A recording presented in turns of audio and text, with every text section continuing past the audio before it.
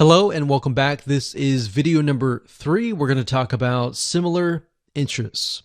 In specific, we're going to take a look at what we call affinity audiences within the Facebook Audience Insights tool.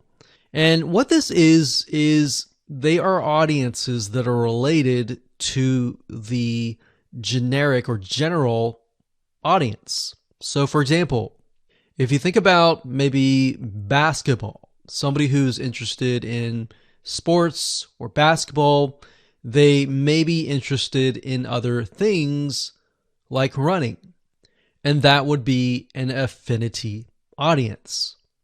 Now, the reason why we want to take a look at this is what this allows us to do is it allows us to broaden the amount of content that we can create. So let me go ahead and show you some examples of them. Okay, so I'm back at the Facebook Audience Insights free tool, and what we want to do is we want to click on Page Likes.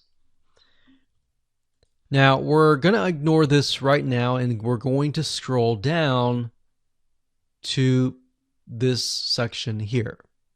Now, this section here allows us to see the page likes, kind of where they hang out. We'll talk about that more later on. But for now, it says affinity. So what Facebook will do is it will give you a number for the location.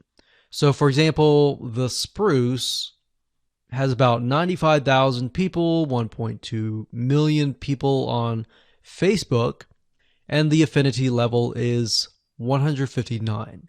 So what that means is the Spruce is very, very closely related in terms of the people in that audience. And it also tells you what your audience is potentially interested in.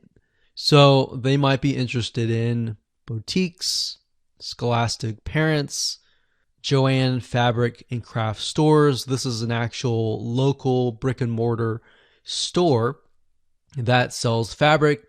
That makes sense because they're into knitting.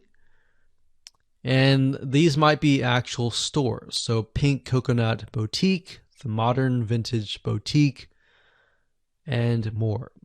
So Blueprint is actually an online course site. So they're probably going there to learn about knitting.